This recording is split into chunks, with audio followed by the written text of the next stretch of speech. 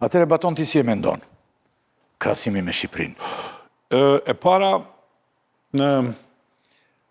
kur ti e përdor buxhetin dhe taksat e shqiptarëve të Kosovës dhe të kosovarëve për lemosh. Nuk ka projekt, nuk ka vizion dhe deri me tash për 5 vite nuk e mbaj mend për asnjë projekt serioz. Një vetë. E para ka harxhu për këto 4 vite 1.1 miliard blerje energjie. Dhe ka harxhu dikun rreth 1 miliard tjera, ose dikun 600-700 milion tjera, vetëm për lemosh, duke ju dhënë pensionistëve, duke ju dhënë studentëve, duke ju dhënë dhe në vend që të ndërtonte ose taksat. Ky një jep kështu. E ke thënë redi? Jo, unë po flas për diçka tjetër. Se megjithatë këtu ka investim në shëndetësi. Këtu ka investim në infrastrukturë. Këtu ka investim Koncesione të shumta. ne koncesione. Ato Dhe i ka thënë që ka investu në kopshte, për shumë 74 kopshte. asnjë se ka bo, 3 ka bo realisht. Problemi në Shqipëri është niveli i lartë i korrupsionit. Në Kosovë, korrupsioni është i lidhur vetëm me 2-3 vetë, të cilët janë të besueshmit e kurtit. Kryesisht në energji, kryesisht edhe në projekte të cilat kanë bojnë me energjinë, dhe të 2 ministra dhe 1 ambasador. E tash, për kulturën e korrupsionit në Shqipëri, që ndikon në qeverisje... është kulturë më demokratike, më e përhapur. është më e përhapur. Më e përhapur, më e guximshme. Guximshin, se këtu guximin kur e përdori, nuk e përdori si fjalë pozitive. Dhe me thonë, është pamarre. Dhe me qenë se është e tillë, atëherë qeverisja është e ngarkuar moralisht, se çfarë të bëj ose si të veproj me këtë mungesë ndërgjegje dhe morali.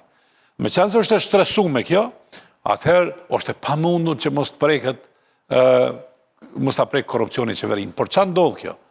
Brenda këtij korrupsioni ka zhvillim dorë në zemër me vendet e Ballkanit, zhvillimi në Shqipëri është serioz. Tash, në të gjitha aspektet, por projektimi dhe vizioni, domethënë, brenda vetës ka korrupsion serioz. Dhe nuk e di se si... Nëse ndryshimi thelbësor është ky. Nëse sociologjikisht e përdorim, atëherë kjo e ka një burim. Burimi është i mahershëm, shumë i mahershëm për shkak të varfërisë, dhe tash ka mbetë si kulturë e komunikimit.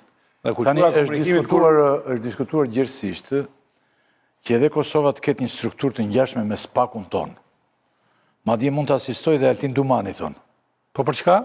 Të bëhet SPAK. Po për çka? Se di, zot Nazar. Po niveli i korrupsionit në Kosovë është... Keni dëgjuar gjë? Po niveli i korrupsionit në Kosovë është... Mendoni se i duhet një SPAK Kosovës? Ka qenë një kartë që ka lozur zoti Kurti, por ai nuk ka ndërmarrë sa i takon qeverisë në i veprim hetues. Mëra e donë me kontrollu drejtësinë, apo për gjëra tjera. Për çka do ta për cilën arsye do ta bëjmë SPAK-un në Kosovë? Në kuptimin e njësisë posaçme nuk ka asnjë nevojë. Kosova ka një gjykatë speciale tashmë që është gjykatë që arreston këta më vetë. E provuan që gjykatë speciale. Arreston udhëheqësinë.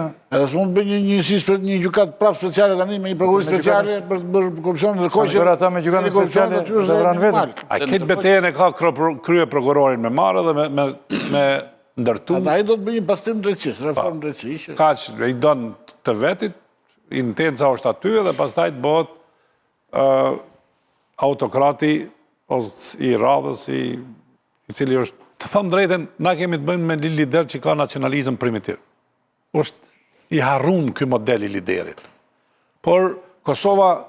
Shpjegoj nacionalizëm primitiv çfarë? I lidhur me Kosovën, i lidhur me gjithë kombin shqiptar, i lidhur me... Jo, vetëm nacionalizmi e ka kuptimin kur ti shkëputësh nga, për shembull, perandoria, edhe e ndërton rrëfimin për ndërtu identitetin dhe kombin dhe sovranizmin duke dalë jashtë perandorisë.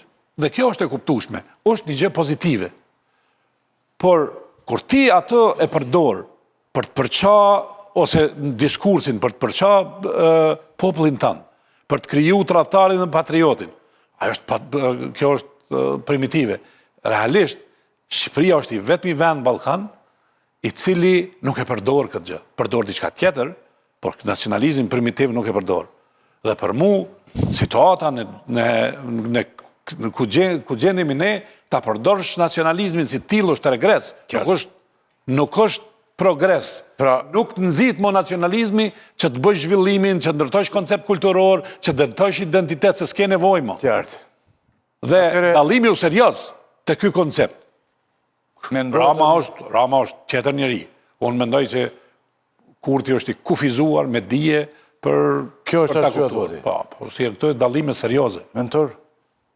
Shko, kur e pyet Kurti lidhe me marrëdhënie me Shqipërinë, i referohet numrit marrëveshje dhe thot gjatë qeverisjes time janë 5. Po janë bërë thate tani në zgjedhje. Ashtu i takon thotë ai, ne kemi detyrë tjetër. Që mes tyre ka një lloj ngërçi.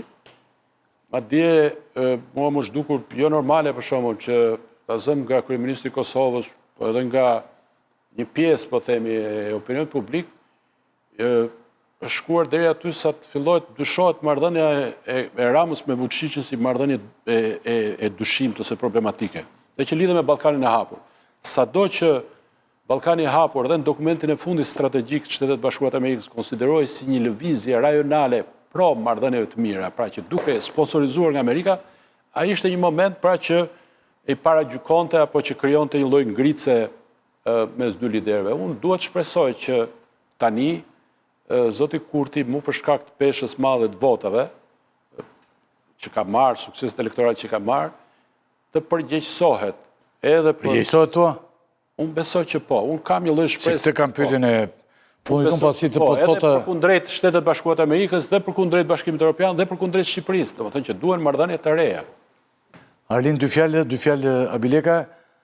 Ajo çfarë bashkon Shqipërinë me Kosovën është shumë e rëndësishme, shumë e madhe se sa marrëdhëniet personale midis Kurtit dhe Ramës. Unë besoj që në origjinë të tensionimit midis tyre ka qenë qëndrimi i Ramës në raport me faktorët ndërkombëtar edhe me Serbinë. Kam përshtypjen që Kurti ka prit më shumë mbështetje, një politik të Shqipërisë më proaktive në raport me Kosovën, ndërkohë që Rama është mjaftuar vetëm të përsërisë atë që thonë dhe kanë rekomanduar Amerikanët dhe Evropianët. Të sille si ambasadori i BE-s apo i SBA-s në... është marrë dhe me gjykatën speciale dhe me UÇK-n, është marrë... Në Tiranë. Dakor, arsyeja kryesore, besoj unë, e konflikt mund tjetë dhe kjo. Pastaj, patjetër mund të kenë edhe pakënaqësia personale, por këta dytësore në raport me gjërat e tjera. Unë mendoj që